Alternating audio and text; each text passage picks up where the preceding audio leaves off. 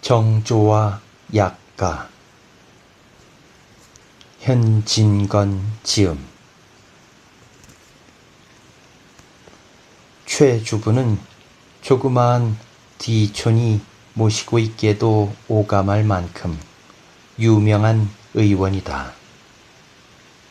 읍내 김참반댁 손부가 산후증으로 가슴이 치밀어서 금일금일 운명할 것을 단 약 3첩에 돌린 것도 신통한 일이거니와, 더구나 조보국댁 젊은 영감님이 속병으로 해포를 고생하여 경양의 명의는 다 불러보았으되 그래도 효험이 안 나니까 그 숱한 돈을 들여가며 서울에 올라가 병원인가 한 데에 가서 여러 달포를 몸져 누워 치료를 받았으되 필경에는 앙상하게 뼈만 남아 돌아오게 된 것을 이 최 주부의 약 2제 먹고 근치가 된 것도 신기한 이야기거리다. 이 촌에서 저 촌으로 그야말로 궁둥이 붙일 겨를도 없이 불려다니고 심지어 서울 출입까지 항다반이 있었다. 애병, 어른병, 속병, 헐미할 것 없이 그의 손이 닿는 데는 마치 귀신이 붙어 다니는 것처럼 신통한 효력을 내었다. 맥도 잘 짚고 침도 잘 놓고 헐미도 잘 째고 백발백중하는 그 탕약이야 말할 것도 없지만은 무슨 약으로 어떻게 만들었는지 그의 고약이야말로 세상에 둘도 없는 명약이었다. 나무하다가 낫에 베인 손가락, 모숨기 하다가 거마리한테 물리고 그대로 발이 짓물러서 썩어 들어가는데도 그의 고약 한 장이면 씻은 듯이 나았다. 광란을 만나 금방 수족이 차고 맥이 얼어붙는 것도 그의 침 한 대면 당장에 돌린다. 그 중에도 아낙네 사이에 더더욱 평판이 좋았다. 그의 빼어난 제조는 부인병, 더욱이 젊은 부인병에 더욱 빛난다. 김참판댁 손부에게 발휘한 것과 같이 산후증에 더욱 묘를 얻었지만 대하증, 오줌 소태도 영락없이 곤쳐주고 더욱 놀란 것은 애를 뱉태도 못하는 여자라도 그의 약을 한 2제만 먹으면 흔히 옥동 같은 아들을 쑥쑥 낳아내뜨리는 일이다. 그는 금년에 간당 50살이다. 50살이면 우연만한 늙은이라 하겠으되 머리에 흰털 하나 없이 검은 윤이 지르르 흐르는 듯하다. 살만 온 개딱지 같은 시뻘건 얼굴빛과 방울빛과 같이 둥글고 큼직한 코는 언제든지 기운 좋고 혈운 좋아 보였다. 수십 년을 두고 많은 인명을 살려낸 공덕인지 본래 먹을 것 없던 그가 인제 와서는 볕섬이나 추수도 받게 되어 허리띠가 너누룩해져서 여간 환자는 잘 보지도 않는다. 교꾼을 들이대든지 읍내 인력거가 나오지 않으면 그는 좀처럼 통하지 않는다. 그러나 젊고 반죽을해한 여자 환자에게만은 옛날 친절이 아직도 쇠하지 않았을 뿐이다. 망할 자식, 병을 안 보고려던 약국을 집어치우지 하고 그에게 거절을 당한 환자가 덜어는 분개하였다. 약국을 집어치우면 계집은 뭘로 호리노? 이렇게 빈정대는 사내도 하나씩 둘씩 늘었다. 그러나 오늘날 와서는 이 괭이 상판만한 디촌에 있어서는 그는 비단 명의뿐만 아니라 어엿한 지주님이요 부자이기 때문에 드러내놓고 그를 이러니 저러니 시비하는 사람은 아직 생겨나지 않았다. 여름 새벽, 부지런한 그는 일찍거니 논고에 물이나 마르지 않았나 하고 머슴들을 데리고 휘 한 바퀴 돌아오니깐 마당 가운데 개처럼 쭈그리고 앉은 여자의 모양을 발견하였다. 누구야? 그는 무망 중에 부르짖었다. 쭈그리고 앉았던 그 그림자는 깜짝 놀란 듯이 몸을 일으키어 저 새님 좀 모시러 왔어요. 메인 목이 짜내는 듯이 대답하였다. 또 왔구나. 그는 속으로 생각하고 불쾌한 듯이 성큼성큼 걸어 사랑 겸 약방으로 쓰는 뜰 아랫방으로 들어가며 요새 모숨기에 바빠서 못 가겠는걸? 배앗는 듯이 한마디 던졌다. 그는 이런 청작꾼의 진절머리가 났다. 명의를 청하러 오면서 탈 것도 안 가지고 타박타박 걸어가자는 이따위 예절 모르는 축들과는 정말 말하기도 싫었다.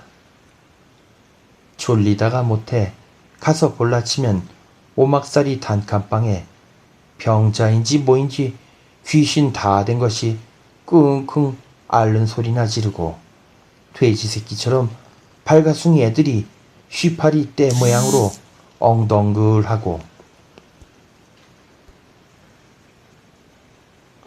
좋은 약을 써서 곤쳐 주어도 약값은 을에 떼어먹는 법이다. 쭉 해야 닭말이 계란꾸러미나 또는 담배줄이나 가져올 뿐이다. 이것은 그래도 염치 있는 패지만은 어떤 작자는 10여리씩 끌고 가서 밥 한 술 대접하는 법 없이 촐촐 굶겨보내기가 일수다. 한껏 대접이라야 땅이 꺼지는 한숨과 쇠오줌같이 질금거리는 눈물과 귀가 아픈 치사 인사다. 그것들은 사람에겐 한숨과 눈물이 진수성찬인 줄 아는 모양이다. 더구나 오늘날은 나도 당당한 지주님이 아니냐. 쟤까지 자긴 따위가 이리 오너라 가노라 건방지기도 분수가 있지 않느냐. 저희들 주제에 약이다 뭐냐. 개발의 다가리지. 그는 이런 청작꾼을 만날 때마다 속으로 이렇게 중얼거리고 재물에 욕지기가 났다. 오늘 식전 꼭두에 들이닥친 이 여자도 그런 따위 환자집 사람인 것은 얼른 보고도 깨달을 수 있었다. 제 방에 들어온 뒤에도 그는 불쾌한 감정을 걷잡을 수 없었다. 못 가겠다고 거절을 하거든 냉큼 돌아나가 주었으면 피차에 편할 텐데 마치 진흙땅에서 투그리는 개처럼 추근추근하게 졸라대는 데는 더군다나 사람이 죽을 지경이다. 그 여자도 만일 가지 않거든 머슴을 불러 몰아내는 수밖에 없다고 배짱을 정해두었다. 새님, 한시가 바쁩니다. 아무리 일이 바쁘셔도 잠깐 가서 보아주셔요. 어느 틈에 그 여자는 사랑 밀창 앞까지 온 모양이다. 그는 문도 열어보지 않았다. 글쎄, 일이 바빠서 못 간다고 해도 그래. 의원은 둘째 마디부터 화증을 낸다. 못 가시면 어떡합니까? 사람 하나 살리시는 셈 치시고 잠깐만 가 보아주셔요. 그 여자도 상상한 대로 끈적끈적하게 조르는 패다. 어떡하다니? 하고 벌컥성을 내려다가 그래도 채모가 그렇지 않아서 점잖은 가락으로 그야 일명이 제천이니 내가 본다고 살고 안 본다고 죽겠소. 호호. 의원은 딱하다는 듯이 자랑치는 듯이 헛웃음을 지었다. 그야 그렇지요. 청작꾼은 제 말 그대로 인사성도 없이 시인하는 것이 더욱 제 자존심에 걸렸다. 그렇지만 사람 앓는 것을 보고 어찌 약한 척도 안 있어 봅니까? 그 여자는 솔직하게 제 맘 먹은 그대로 실토를 하면서 말끝이 어디로 돌아가는지 모르는 모양이다. 명이고 뭐고 별다른 기대도 않고 다만 인정에 약이나 좀 써보자는 수작이다. 의원은 화증이 나다 못해 분배 없는 것들이란 할 수 없어 하고 속으로 어이없어 웃었다. 약 한 첩? 그러면 병 증세를 말하오. 약을 지어주게. 의원은 큰 마음을 썼다. 식전 꼭두부터 졸리기도 싫고 끄들려서 다느니 보담 거지에게 동전 한 푼 적선하는 셈치고 약 한 첩으로 쫓아 보내는 것이 상책이라 생각한 것이다. 의원은 그제야 영창을 열었다. 아직 해는 뜨지 않았으되 여름의 아침빛은 신선하게 밝았다. 그 떼쟁이는 서슴지 않고 영창 한복판에 뚜렷이 얼굴을 나타내었다. 굶주림과 고역에 시달린 탓이 되어 얼굴빛은 핏기 하나 없이 백지짠 모양으로 헬쑥하다. 그러나 그 반달 모양을 그린 새까만 눈썹, 그 밑에서 문틈으로 엿보는 새벽빛 모양으로 맑고 시원한 눈, 동구스름한 앳된 입모습은 아직도 그 나이 20이 얼마 넘지 않은 것을 아르킨다. 청작꾼은 의외로 젊고 아름다웠다. 그 여자는 슬쩍 의원을 쳐다보다가 말고 고개를 다소곳하며 아니에요. 병자도 새님 한번 뵈옵기가 소원이고 동리 사람들도 새님께만 보이면 고칠 수가 있다고 해서요. 세상 없어도 모시고 가야 돼요. 조금도 꾸밀 데 없는 말시건만 그 목청은 어디까지 곱고 보드라운 것을 새삼스럽게 느끼었다. 최 주부는 어여쁜 청작꾼의 위아래를 훑어보며 대관줄 집이 어디요? 왜 그 동리를 모르셔요? 예서 한 10리 안팎밖에 안 돼요. 집을 묻는 것이 가겠다는 뜻인 줄 알고는 청작꾼의 얼굴에는 기쁜 빛이 살짝 돌았다. 10리 안팎? 이 여름에 가깝지 않은 길인데. 하고도 의원의 눈 가장자리는 스르르 풀리었다.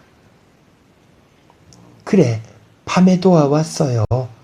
낮에 가시자면 더우실 듯해서요. 하고 어여쁜 여자 눈은 안심한 듯이 해죽이 웃는다. 너무도 생각하십니다. 하려다가 한변 짓가를 빼놓으라고.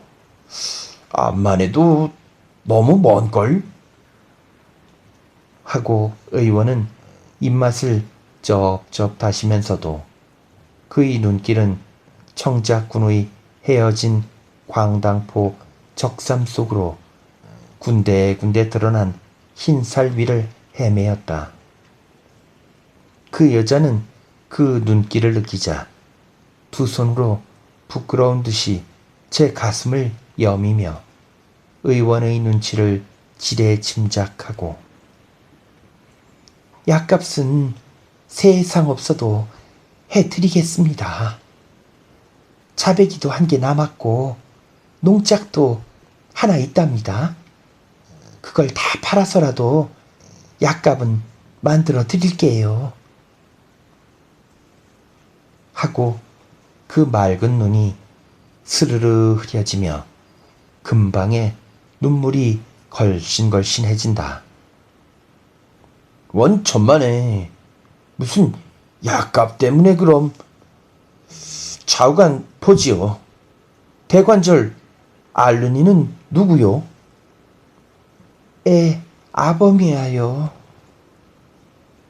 하고 그 여자는 괴었던 눈물을 그에 떨어뜨리고 말았다. 언제부터 알았소? 흉년 들던 재작년 겨울부터 시름시름 말았답니다. 금년 봄 들고는 아주 몸져 누웠어요. 그것 안 되지요. 하고 의원은 눈을 크게 떠보였다. 여기서 그 동리를 가려면 고개를 하나 넘지요. 한 오리 장정이나 사람의 그림자도 없지 않소? 그래요. 밤에 올 적에도 행여 호랑이나 만날까 보아 가슴이 조마조마했답니다. 하고 그 여자는 어린애처럼 웃는다. 의원은 부산하게 세수를 하고 망건을 쓰고 몇 가지 약을 주섬주섬 집어넣은 후 처음보다는 아주 딴판으로 선선히 길을 떠났다. 훤한 광명에 쫓기고 엷어지면서도 실안개는 새벽녘의 꿈길처럼 아직도 산 허리와 논두렁에서 어릿어릿 존다. 파랗게 깔린 모와 뿌유스름한 논고 사이에 움직이는 흰 접은 새벽에 일어난 농꾼들이라. 처음 눈뜬 새들이 갖은 노래를 종알제릴 때 엄매 하고 어미 찾는 송아지 울음이 무겁게 들려온다. 느리고도 바쁘고 조용하고도 시끄러운 농촌의 첫 아침. 집신이 푹푹 젖는 논두렁길을 걸어온 지 한참 만에 그들은 고개의 기슭에 다다랐다. 오른편으로 소나무와 잡목이 경성 다 못한 석산을 끼고 올라가노라면 왼편으로 그리 까풀 막지도 않은 낭떠러지의 여울물이 발 아래서 소리치고 삐끈하게 덮인 풀 사이에 신락 같은 흰 길이 꼬불꼬불 원을 그리며 뺑뺑이를 돈다. 청작군은 앞서고 의원님은 뒤를 따랐다. 고개를 두어 모롱이 돌았을 때 일찍 드는 여름에는 어느 틈에 그 불덩이 같은 얼굴을 나타내었다. 뜨거운 볕살은 축축하고 시원한 그림자를 휘몰아 쫓으며 우거진 가지와 잎새의 푸른 바탕에 영롱한 광선을 그린다. 풀 끝에 맺힌 이슬들은 얼마 안에 쓰러질 제 운명의 마지막 광채를 바라는 것처럼 은가루같이 번쩍인다. 짧은 밤 사이에 가까스로 몸을 식힌 길바닥은 벌써 훈훈하게 달기 시작한다. 최주부의 눈은 아까부터 앞서가는 이의 잔등에 땀이 배인 것을 놓치지 않았다. 땀이 여러 번 겨른 그 광당포 적삼은 땀에 대한 아무런 저항력도 없는 것처럼 살에 착 달라붙었다. 처음에 접시만한 언저리가 주발만해지고 사발만해지고 자꾸 번져나간다. 그 둥구스름한 어깨에도 돈짝만한 살구꽃이 피었다. 청자꾼의 등에 살구꽃이 피는 모양으로 의원의 가슴에는 불꽃이 이글이글 타올랐다. 숨이 턱에 닿고 발 한 자욱마다 이마에서 땀 한 방울씩 떨어졌다. 그러나 청자꾼은 제 등에 땀 밴 줄도 모르고 제 뒤에 누가 따라오는 것도 잊은 듯하여 뒤도 한번 돌아보지 않고 두 다리가 잽싸게 놀며 종졸걸음을 친다. 여보, 아주머니, 우리 좀 쉬어갑시다. 사람의 그림자란 얼씬도 않는 고개를 내 모롱이나 돌았을 때 뒷선이는 숨을 헐떡거리며 부르짖었다. 앞선이는 그제야 잠깐 얼굴을 돌린다. 구슬 같은 땀방울이 맺힌 발그레한 얼굴. 뒤뜬 모양으로 앞섭도 착 달라붙어서 뚜렷이 드러난 가슴의 윤곽. 한 옹큼에라도 쥐어질 듯한 가는 허리. 최주부는 핑핑 내어돌리는 듯이 눈을 숨뻑숨뻑 하다가 그대로 풀밭에 주저앉았다. 환자의 아내는 민망한 듯이 딱한 듯이 서성서성할 뿐. 덥지 않아요? 이리 좀 와 쉬슈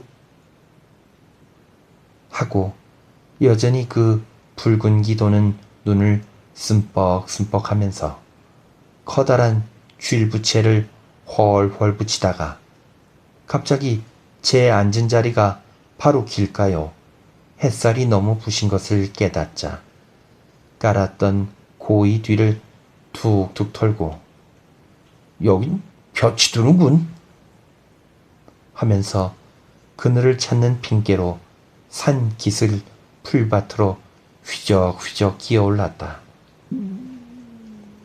사람 발자국이 별로 밟지 않은 풀밭은 아름다웠다.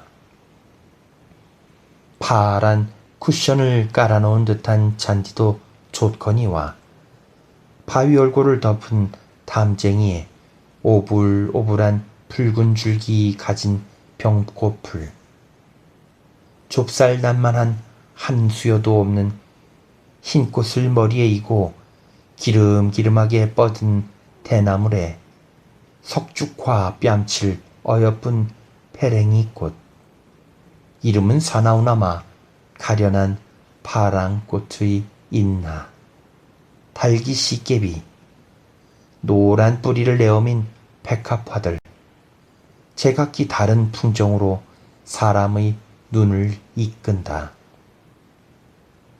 파홍에 분홍에 자주에 연두에 희고 누르고 혹은 굵게 가지각색의 이 자연의 비단.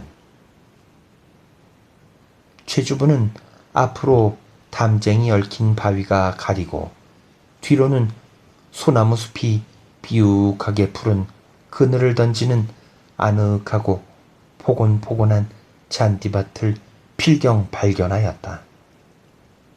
그는 거기 벌썩 주저앉으며 깃을 아래서 망설이는 청작꾼을 불렀다.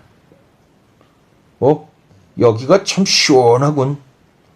이리와 잠깐만 쉬어 갑시다.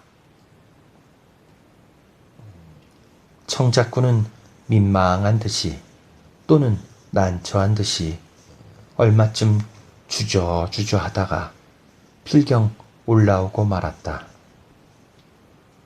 먼저 자리 잡은 이는 얼른 제 옆자리를 손으로 한번 쓰다듬어 보고 뒤에 오는 손님에게 앉으란 뜻을 보였다. 그러나 환자의 아내는 그 옆으로부터 한 칸쯤 떨어져서 금방에 날아갈 듯이 쭈그리고 앉았다. 그렇다고 그 여자가 의원을 의심한다거나 못 믿어하는 기색이 털끝만큼이라도 있다는 것은 아니었다. 다만 갈 길이 바쁜데 1분 1초를 이러고 보내는 것이 민망한 눈치였다. 거기가 얘보담 나아요?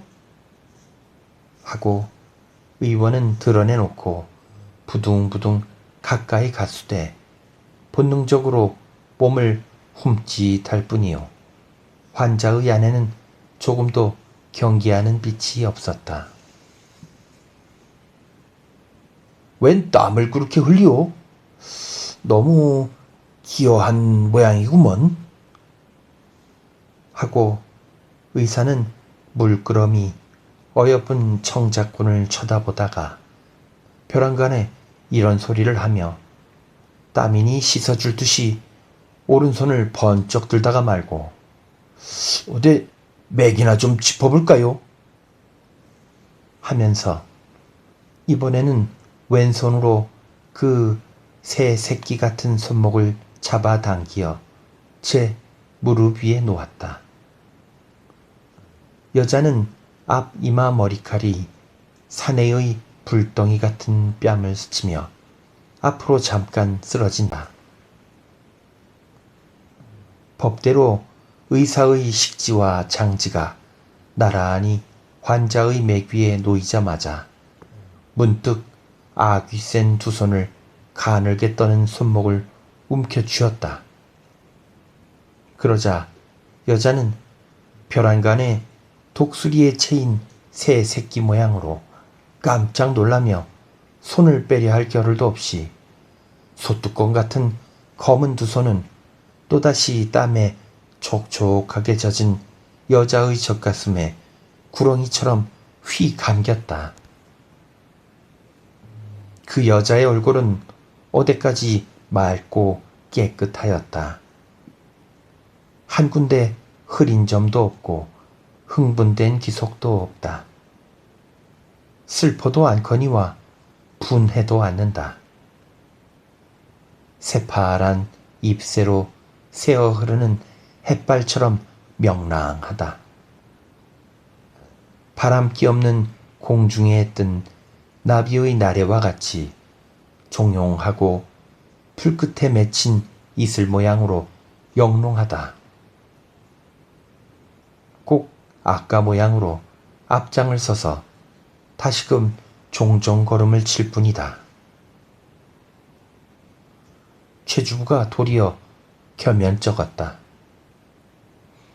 조금 더 앙탈이라도 하였다면 하고 혼자 웃었다. 정조관념이란 약에 쓰려고 해도 아무한테나 몸을 맡기고는 눈꽃만한 부끄러운 마음도 모르는 것이 불쾌하였다. 이런 것들은 할 수가 없어. 하고 속으로 제법 개탄까지 하였다. 가다가 심심하면 쫓아가서 손도 쥐어보고 뺨도 만져보았건만 그 여자는 그의 하는 대로 맡기고 눈썹 끝 하나 움직이지 않았다. 물결 치는 대로 떠나가는 부평초와 같이 걸리면 멈추고 놓이면 또 흘러갈 뿐이다. 하늘가에 흐르는 흰 구름 모양으로 모든 것이 무심하고 심상하다. 마침내 그들은 다 쓰러져가는 오막살이 삽장문 앞에 섰다. 얘가 우리 집이에요.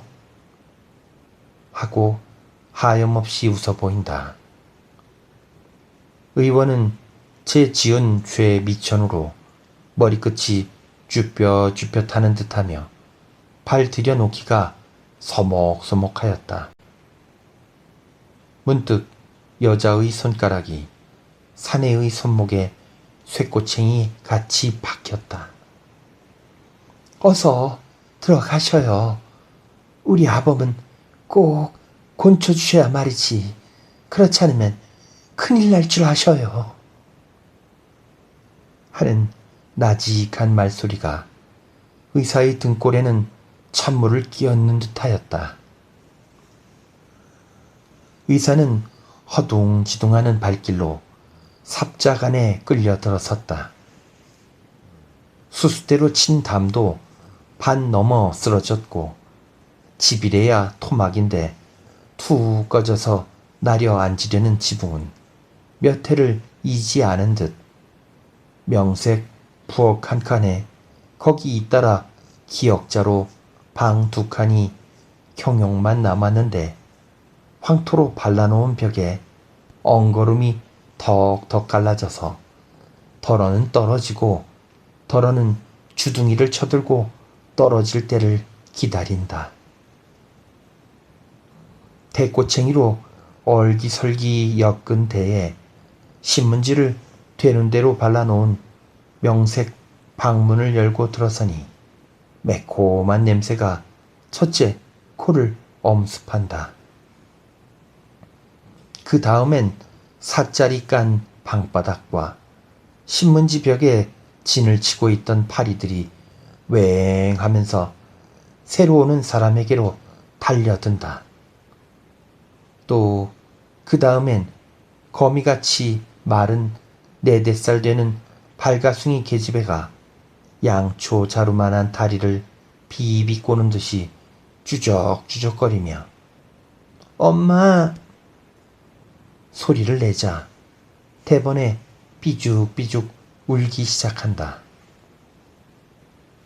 방 아랫목엔 환자가 우통을 벗고 배 위에만 헌 누더기를 걸쳤는데 울퉁불퉁하게 드러난 뼈가 가죽 한 겹을 남겨놓고 가까스로 얽매어 있는 듯 이맛점만 불쑥 높고 뺨과 턱엔 훑은 듯이 쭉 말랐는데 만일 두룩두룩하는 큼직한 눈이 없었던들 아무라도 해골로밖에 안 보게 되었다. 아내와 의사가 들어오는 것을 보고 상반신을 일으키려던 그 환자는 아내의 보드라운 손길에 다시 누웠다. 터치시면 어쩌자고. 고맙네. 그 먼 데를 갔다 와서. 그래, 모시고 왔지? 어이구, 저 땀 봐. 개똥아, 어머니 부채 찾아드려라. 하고 제 어린 딸에게 명령한다. 괜찮아요. 괜찮아요. 하며 치마꼬리로 땀을 씻고 문득 제 얼굴을 그 해골 다 된 얼굴에 문지르며 훌쩍훌쩍 운다. 왜 울어? 이제 의원님이 오셨는데 약 먹으면 나을 텐데. 환자 또한 목이 메인다. 뼈만 남은 꼬치꼬치 마른 남편의 손은 아내의 흐트러진 머리칼을 쓰다듬는다.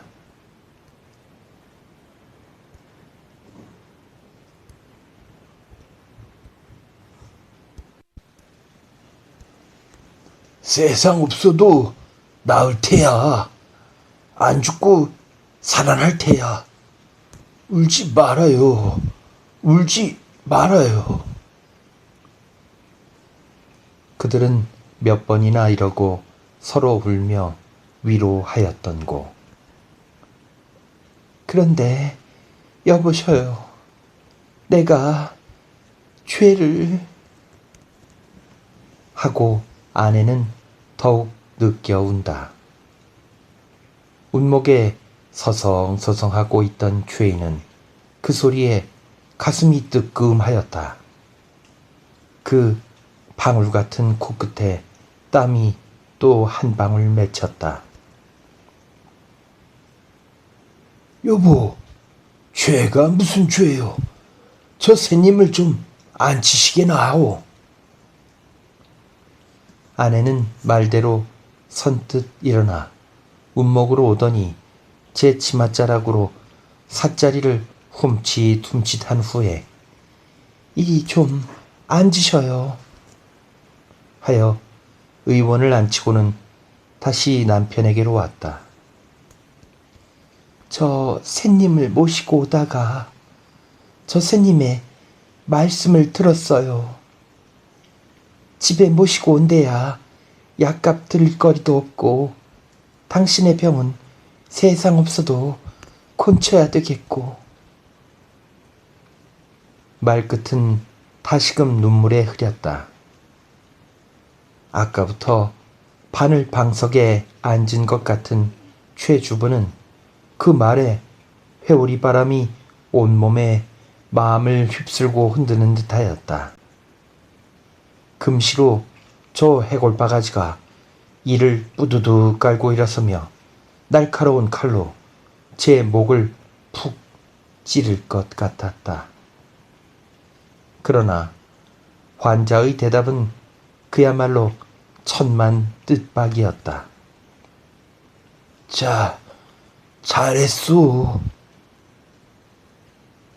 한마디 하고 그 새새끼 같은 팔뚝으로 아내를 제 가슴에 쓸어안고 흑흑 느낀다.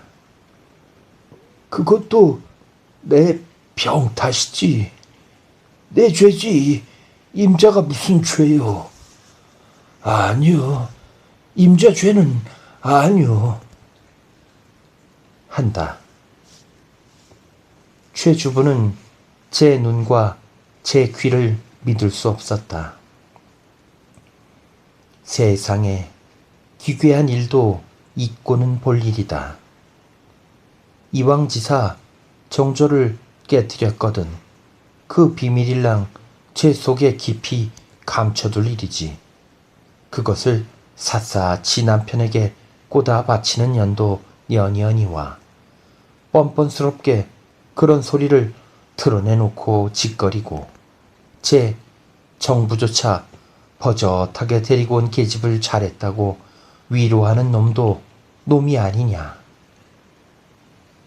이윽고 두 남녀는 떨어지며 청작군은 또 아무 일도 없었던 것처럼 또는 마땅히 할 일을 하였다는 것처럼 환한 얼굴을 의원에게로 돌렸다. 병을 좀 보아주세요. 의원은 두근거리는 가슴을 간신히 진정하고 정중하게 맥도 짚어보고 병날미도 들여보았다. 재작년 한제에 붙이던 논 열맞이기가 다 타버리고 추수마당에서 빗자루만 털게 된 뒤로 굶기를 밥 먹듯 하였고 작년에는 그 논마저 떨어져서 농사도 못 짓고 품팔이로 그날을 지내노라니까 점점 병이 덧쳐서 오늘날 이 지경에 이른 것이라 한다. 그것은 갈 데 없는 부족증이다. 기혈부족, 원기부족에서 생긴 병이니 의원의 양심은 초제 몇 첩 가지고는 도저히 돌릴 수 없는 병임을 알아킨다. 의원은 제가 가지고 온 약재를 골라서 보원탕 세 첩을 지어주고 이 병은 매우 뿌리가 깊으니 여간 나첩으로는 낫지 않을 터이니 감히 한 10전 대보탕 한 재는 먹어야 되겠다고 그 약을 지으려면 약재를 가져온 것이 없음에 돌아가서 지어 보내겠다고 설명을 드렸다. 이왕 지은 허물이니 손해는 보더라도 약 한 재쯤으로 삭 쳐버리고 한시 앞이 이 괴상한 자리를 떠나려는 배짱이었다. 그러나 그렇게 풀기 없이 제 팔에 쓰러졌던 그 계집은 인제 와서는 여간 아귀가 센 것이 아니다. 제 남편의 병을 곤쳐주기 전에는 한 발자국도 여기서 움직이지 못한다. 한 달이고 두 달이고 얼마든지 약을 써서 그 여의 병뿌리를 빼어 놓아 보낼 터이다. 약재가 없으면 적어주면 몇 차례라도 넘나들며 가져오겠다고 악지를 쓴다. 의원은 환자집 의견에 안이 복종할 수 없었다. 입맛을 쩍쩍 다시면서 쪽지를 적어주고 환자의 아내는 심리 안팎기를 한숨에 뛰어가고 뛰어왔다. 밤이 되었다. 병자와 의사가 자는 방엔 삿자리 한 잎으로 칸을 막았다. 난 샌님을 모시고 잘까요? 아내는 서슴지도 않고 예사롭게 남편에게 묻는다. 참 그래, 그러구려. 개똥이는 내 옆에 갔다가 누이고 임자는 그리고 건너가구려. 남편도 제가 먼저 말할 것을 잊었다는 듯이 대찬성이다. 그 수작이 끝나기가 무섭게 아내는 실행한다. 저녁 먹던 말에 웃방에 골아 떨어진 개똥이를 환자방으로 갖다 누이고 자기는 의원 곁에 와서 눕는다. 이번에는 의원의 몸이 오그라붙는 듯하였다. 그는 일부러 큰 소리로 괴이한 일이로군. 아까는 내가 환장이 되어서 그랬지만 다시야 그럴 수가 있어. 병자를 두고 딴 방에 자다니. 하며 제법 점잔을 빼보았다. 괜찮사와요. 괜찮사와요. 남편은 마치 손님에게 밥이나 권하는 듯이 아내와 같이 자기를 권한다. 아내도 남편에 지지 않게 손님의 사양은 귓결에도 놓지 않으려 한다. 옷까지 훌훌 벗어버리고 옆에 착 달라붙어 누우며 머리맡에 놓인 손님의 부채를 찾아 들더니 더우시지 않으셔요? 하면서 훨훨 붙여준다. 아무리 사양을 해도 손님이 잠들기 전에는 부채질을 쉬려고도 하지 않는다. 열흘 동안이나 최 주부는 정말 땀을 빼었다. 굴속 같은 방 안, 밤마다 예사로 벗고 눕는 환자의 아내, 산나물에 좁쌀낫을 눈에 겨우 띄리만큼 띄운 중물, 눈곱만 지남은 양심의 가책, 기괴한 풍경에서 오는 불안, 감옥살이의 고통도 이대도록 지긋지긋하지는 않을 듯 싶었다. 다행히 환자는 약발을 잘 받았다. 약 한 첩 들어가 보지 못한 장 위에는 인삼과 녹양이 그야말로 선약 같은 효험을 드러내었다.